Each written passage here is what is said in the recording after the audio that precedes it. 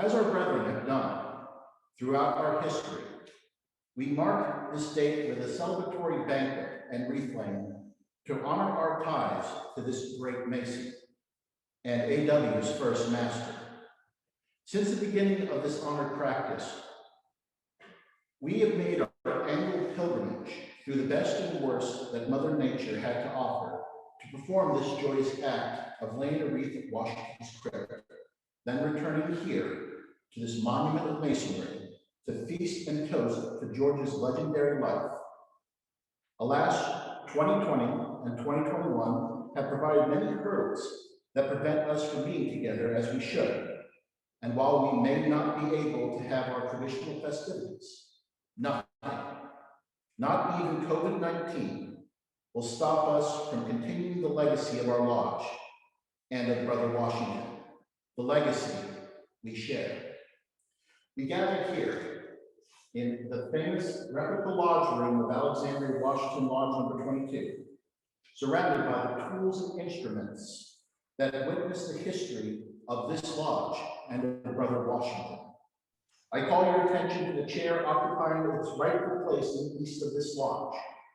This is Washington's chair that once adorned his study at his beloved Mount Vernon, and since its arrival here at AW22, has been used in portraits and photographs to honor and recognize the masters of this lodge and Grand Masters of the state of Virginia. On the podium rests a black tricorn with black top cape and silver square and compass, presented to this lodge by our sister lodge constitutional number 1947, and a gavel made of walnut from Mount Vernon, with a silver band recognizing our strong bond between our sister lodges in Massachusetts and in the United Kingdom. These relics are a constant reminder of our relationship with the brethren across the world, and a constant reminder of the testament that Freemasonry is truly universal. We are very excited to have representatives from our sister lodges here today, and we are excited to recognize you over Zoom later in the program.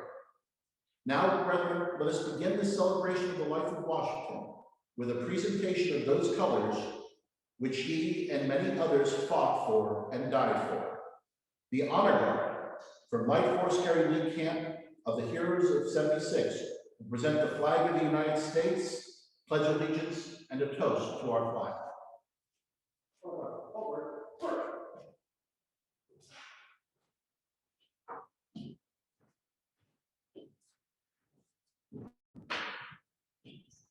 On the left, mark. Mark time, mark. On the guard, hold. Left, face. Present the colors.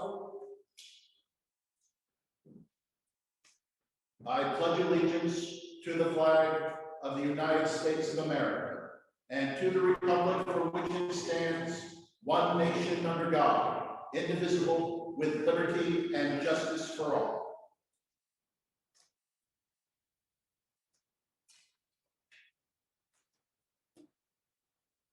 Brethren, I give you a toast to the flag, the most glorious symbol that flies over land or sea or outer space. Here's to the red of it. There's not a thread of it, no nor a shred of it, nor the spread of it from foot to head. But heroes have bled for it, face steel and lead for it, precious blood shed for it, bathing it red. Here's to the white of it, thrilled by the sight of it. Who knows the might of it, but feels the might of it through day and night. Womanhood's care for it, may manhood dare for it. Purity's prayer for it keeps it so light. Here's to the blue of it, beauteous view of it, heavenly hue of it, star-spangled dew of it, constant and true. Diadems gleam for it, state stands supreme for it. Liberty's beam for it, brightens the blue. And here's to the whole of it, the stars, the stripes, the whole of it, body and soul of it, open the roll of it, sun shining through. Hearts in accord for it, swear by the sword for it, thanking the Lord for it, red, white, and blue. Silver colors, right, fix. On the left, mark.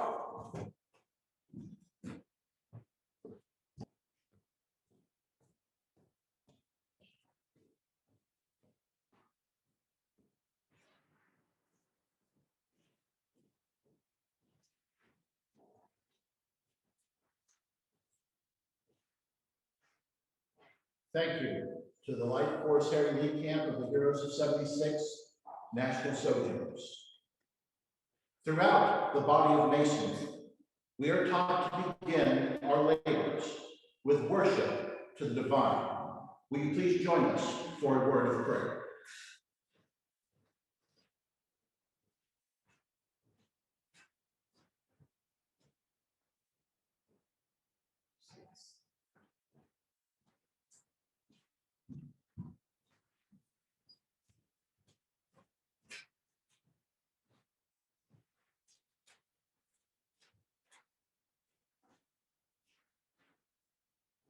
Supreme Architect of the universe, we invoke your holy name as we celebrate the birthday of our first president and founding father of the Republic, George Washington.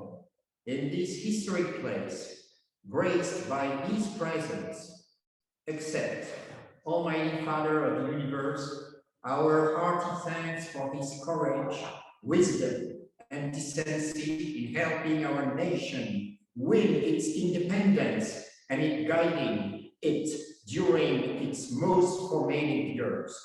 Enable us to honor his memory by remaining true to the ideals embedded in the United States Constitution and Bill of Rights. Help us to do, as he did, the importance of religion, morality, and fairness for the survival and flourishing of democracy.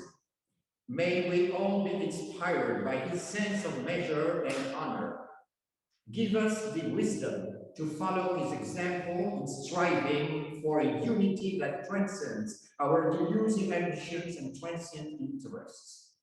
Give us the strength to help creating opportunities for all to use well and wisely their gifts and talents, and always cherish harmony and beauty. For President George Washington has been like the strong and gracious tree in which young saplings grow. Surely he shall not be moved forever. The righteous shall be everlasting. O Lord, help us to use well and wisely the abundant gifts you have bestowed upon our nation and our state. Help us remember and honor forever our brother George Washington, the first president of the great Republic of the United States of America. We make this prayer in thy holy name. So it be. Amen.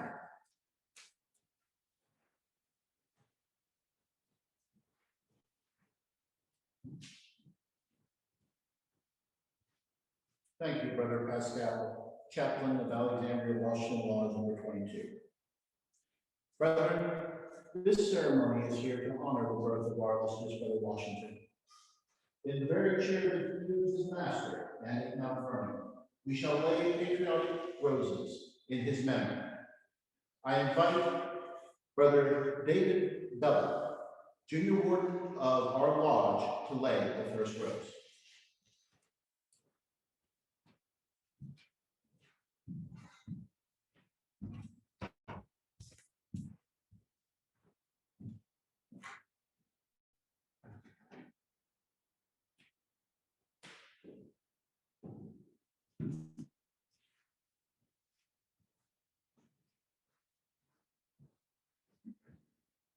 Good afternoon. When I think about celebrating Brother George Washington's birthday, I think about the lessons we can learn from his life, especially the traits he exhibited before he became the George Washington we all know. And I point to three things that are applicable in our current situation. One, Washington was incredibly humble. I mean, he didn't even want to be president. And I think this stems from him anticipating that he was going to be the forever second son. And so when his older brother Lawrence and his wife died, George is thrust into becoming the paterfamilias, when in actuality, he at that moment was accustomed to being in the background. His humble upbringing shines through in one of my favorite quotes of his when he accepted the command of the Continental Army. He says, "I this day declare with utmost sincerity, I do not think myself equal to the command I am on." We can only wish our leaders today said the same. 2, he valued education, even though he was not formally educated like many of his famous peers. John Adams, the second president, spoke 4 languages, had 2 degrees from Harvard, and was admitted to the Massachusetts bar at the age of 24. Though he was not classically educated, Washington was without a doubt an intelligent man, street smart especially. He became a master of his craft through his experiences. He was appointed the county surveyor at the age of 17. He led his first major military excursion at the age of 19. And most importantly, perhaps, married the love of his life and also the richest widow in the colonies at the age of 26. He went on to amass a large library. He developed innovative farming techniques, founded DC's first major university, and funded Alexandria Academy, which served as the model for the American public school system. 3, and finally, I see how important service was to others was in young Washington. He became a Mason at the age of 20. He volunteered to fight the French in the French and Indian War at the age of 22. And in a parallel to the global pandemic that was keeping us apart today, the only reason that George Washington traveled outside of America's borders was in hopes to help his brother overcome a respiratory disease when he was 19. Much like how Freemasonry lays the foundational character of a man, Washington's youth laid the foundation of what he would become, and in turn, what we would become. God bless, stay safe, and I look forward to seeing you all very soon.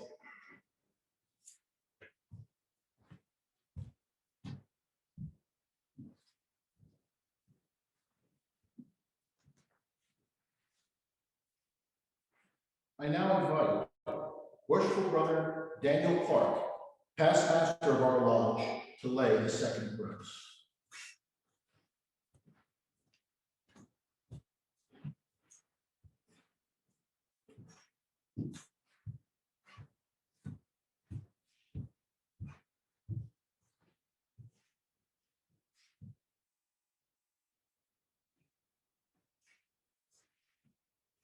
Brothers and guests,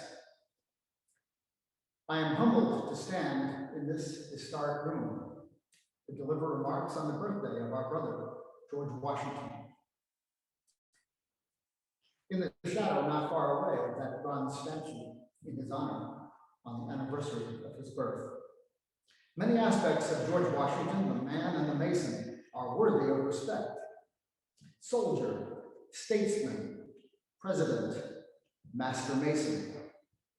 Of the many accolades that may accrue to George Washington, none are more historically pivotal than the challenges he overcame, building the Continental Army into a fighting force capable of defending and defeating the premier army of the day.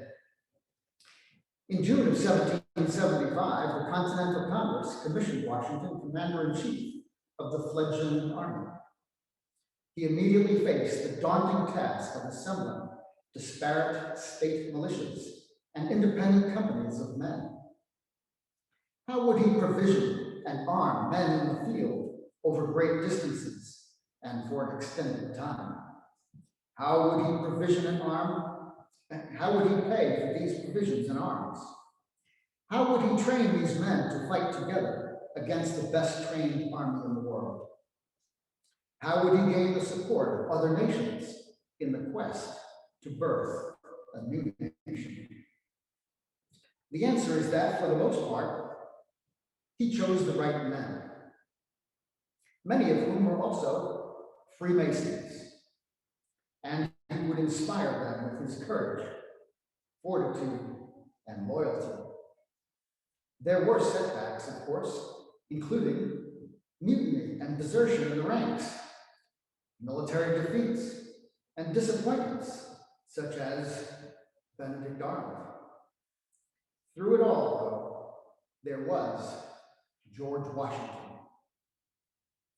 My time with you today is limited, but I encourage you to learn more about the men Washington chose to help him lead the Continental Army.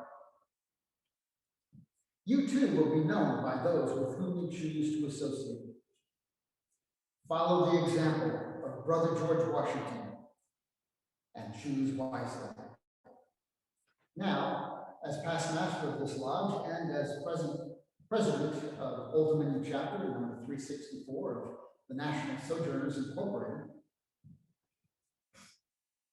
I have the honor of placing this red rose representing birth and new life on our sacred altar on the morning and afternoon of the 289th birthday of George Washington.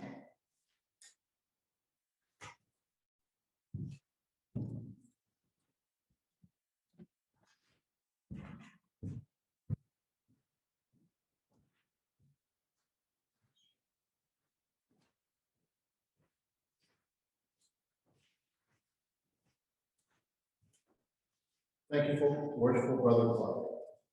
I now invite Brother Dennisov Duncan, senior warden of this lodge, to lay the next rose.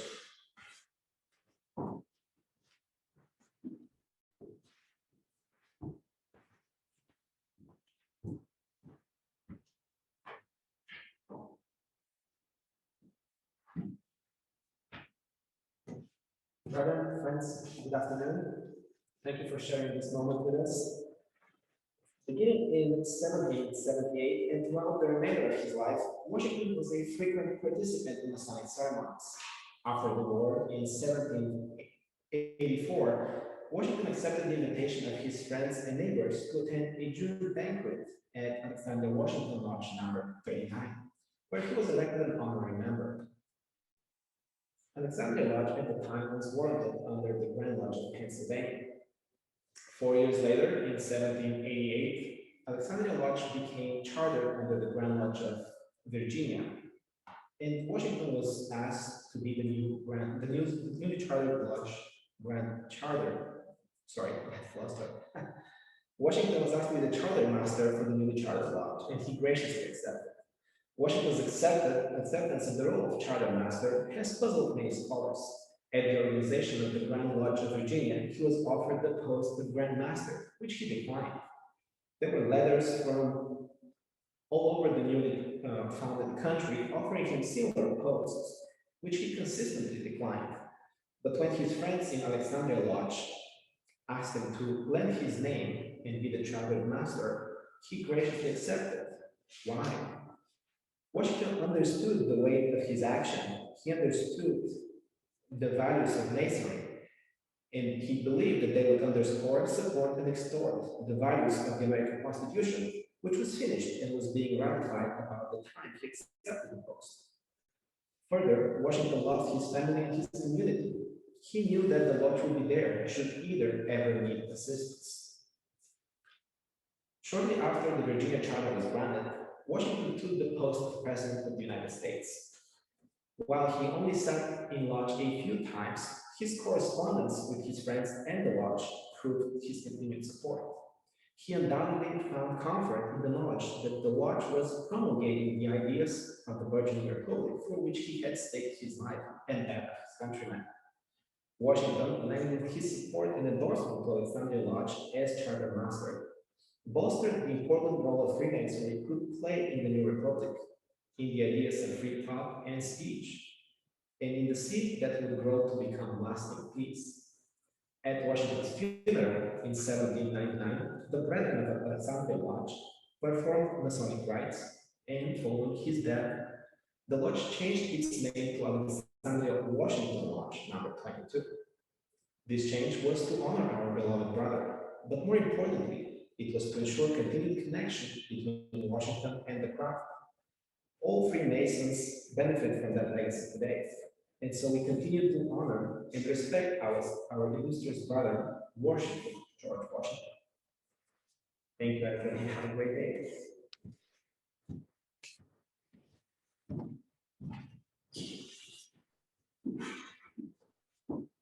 Thank you, Brother Singleton. I now invite our large archivist and lodge secretary, worshipful Brother Daniel Froggy, past master of our lodge, to lay the next rose.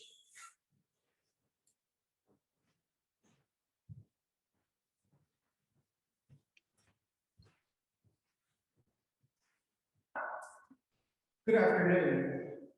The fraternal links among our lodges date back to 1891. Brother R.W. Paget, a member of Constitution Lodge and a seagoing ship's captain, found himself detained in Boston awaiting freight. He and another detained captain, who turned out also to be a Mason, learned that it was the day of the Masonic Lodge meeting in Beverly, Massachusetts. From that lodge visit, the initial bonds were formed.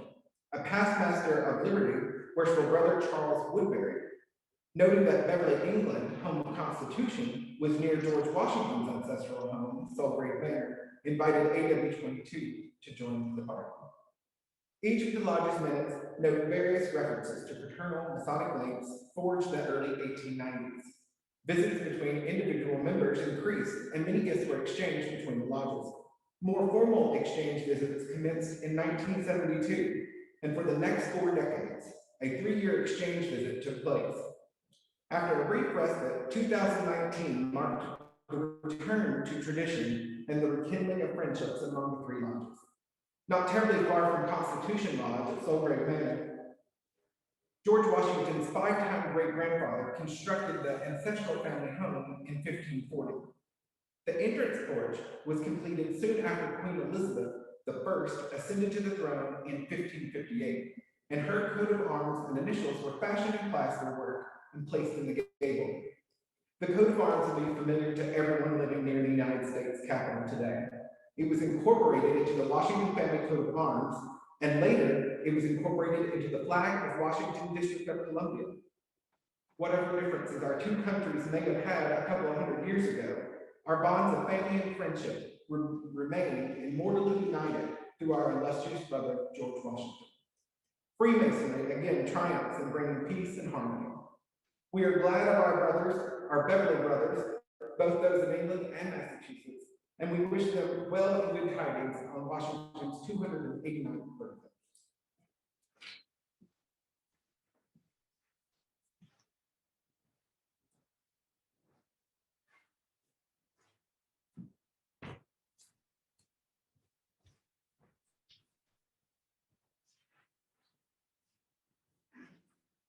Thank you, Brother Secretary. I now invite Right Worshipful Brother Michael Weil, past master of this lodge and past district deputy, to lay the next rose.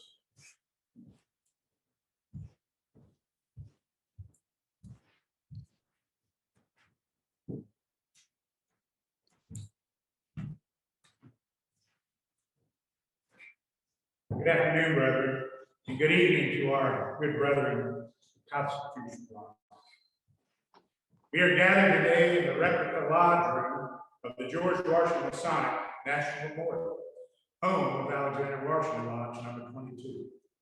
Here on Shooters Hill, in the historic city of Alexandria, stands this great Masonic edifice, erected as a memorial to George Washington the Mason. Designed in the classic architecture of Greece and Rome, the memorial stands 333 feet high on a 36-acre tract of ground at the west end of King Street.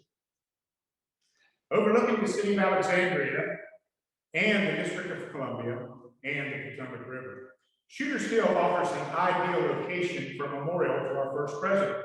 Alexandria was Washington's home. He was founder of its first fire department and the first free school. He surveyed the town streets and served as a member on the town council. He re-owned a pew at Christ Church and served as worshipful master of Alexandria-Washington Lodge number 22. Alexandria physicians, members of Alexandria-Washington Lodge, attended him in his last illness, and the lodge brethren performed the last Masonic rites over his remains. The idea of a memorial honoring our first president in a building that would safeguard the Washington relics in the possession of Alexandria-Washington was first originally discussed at a meeting held in the lodge on February 22nd, 1910. While upon invitation by Alexandria-Washington Lodge, the representatives of 18 Grand Lodges met and endorsed forming an association and erecting a memorial. The memorial cornerstone was dedicated on November 1st, 1923. On Monday, February 20th, 23, in conjunction with the Conference of Grand Masters of North America's annual February meeting, the Grand Lodge of Virginia and the Memorial Association will reenact and rededicate the cornerstone of our memorial. The day will begin as it commenced 100 years ago by laying a wreath at the tomb of George Washington in Mount Vernon. Then we will assemble in Alexandria, march up King Street to the memorial like our forefathers marched on that special day in 1923. The Grand Master of Virginia will once again officiate at the rededication ceremony of the cornerstone laying. All other attending Grand Masters will participate in that ceremony. We hope that you will join us for that historic event. Thank you.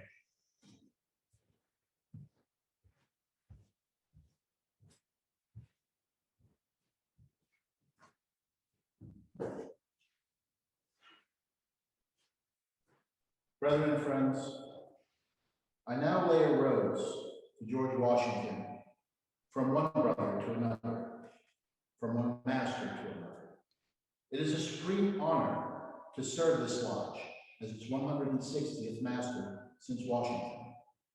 I take the stewardship of his legacy seriously and will continue to promote it throughout this pandemic. Legacies are important to our society and expand beyond the boundaries of the craft. Learning from history, living in the present, and building for the future is key to leaving a lasting legacy. We as Masons have taken upon ourselves the responsibility to maintain the tenets of our ancient craft, promote them in our daily lives, and improve the human race with its moral applications. Here, we, the brethren of Alexandria-Washington Lodge number 22, continue our most cherished legacy, the beginning of that life that will change our world and promote the Masonic virtues that we hold so dear. God bless Brother George Washington. God bless Freemasonry. And God bless our legacy.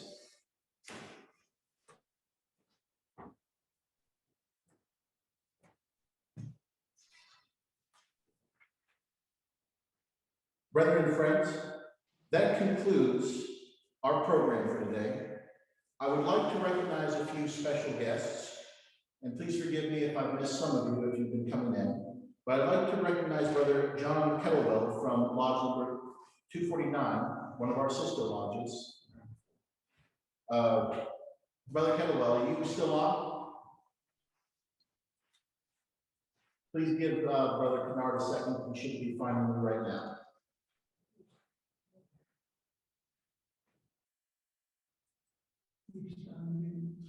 Brother Kettlewell, you're unmuted right now. If you'd like to say anything, the floor is open to you.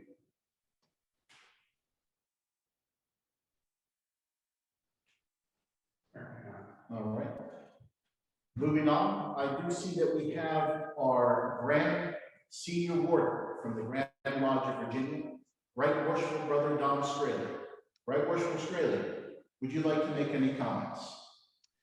Worshipful, thank you for the opportunity to address the brethren and our guest on this auspicious occasion. I give thanks to Alexandria-Washington Lodge number 22 for their continued stewardship of illustrious George Washington's lasting legacy and memory. I thank you. It's so nice to see all of our brethren and guests here today. God bless you. God bless Alexandria-Washington number 22 and your great work. Thank you. Thank you, Right Worshipful Sir, and a pleasure to always have you. I see a lot of familiar friends and faces there, and for all of those that are visiting from across the world, thank you for joining us here.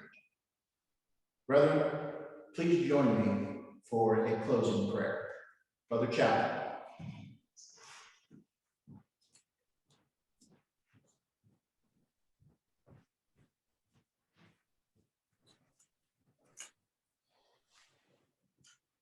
Beneficent author of life, remind us of the importance of keeping promises we have made to each other and to you. Teach us that the obligations we have taken upon ourselves cannot be forgotten or overlooked. Show us that the only way to honor our obligations is to live in harmony with them on a daily basis. Keep us faithful in living with, living in awareness of, and living up to our Messianic obligations. Guide us in the responsibilities which are ours as we assemble here to conduct our business today. In your spirit we pray. Amen. So moved.